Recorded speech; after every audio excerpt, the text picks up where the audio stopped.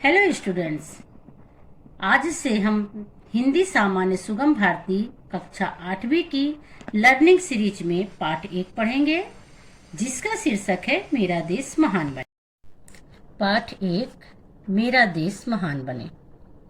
इसके कवि हैं श्री उदय शंकर भट्ट जी।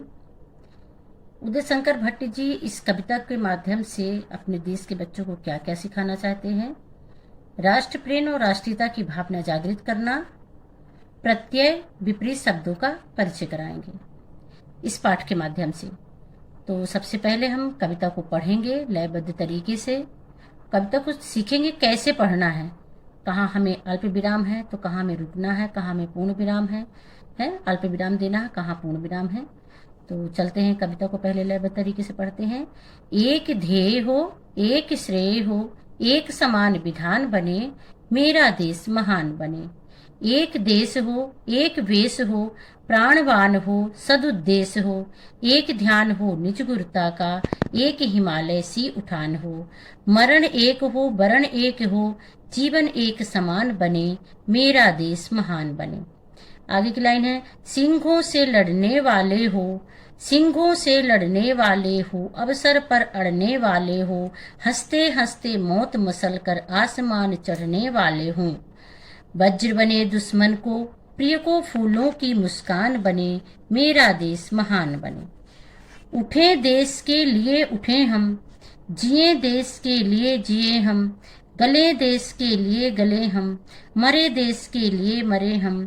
तन में मन में यही ध्यान हो, भारत महिमावान बने, मेरा देश महान बने। चलते हैं कुछ लाइनों का। चलिए, इस कविता के माध्यम से कवि ने एक महान देश की परिकल्पना की है। तो चलिए, कविता में दिए गए कुछ कठिन शब्दों के अर्थ को जान लेते हैं। जैसे ध्येय है, ध्येय का अर्थ होता है लक्ष्य। श्रेय, श्रेय का अर्थ है शुभ, कल्याण, मंगल की भावना। विधान, विधान का अर्थ है संविधान, नियम। फिर है वेश, वेश का अर्थ है स्वरूप। प्राणवान, जीवित। सद उद्देश्य, अच्छा उद्देश्य। गुरुता, निज गुरुता, निज गुरुता का अर्थ है स्वयं का बड़प्पन। वरण, वरण का अर्थ है चयन। फिर अवसर, अवसर में होता है मौका। वज्र, वज्र में होता है कठोर। तो इस तरह करके हम कविता के शब्दार्थों को अच्छी तरह से पहले स्मरण कर लेते हैं, पढ़ लेते हैं और फिर कविता के अर्थ को लिखते हैं।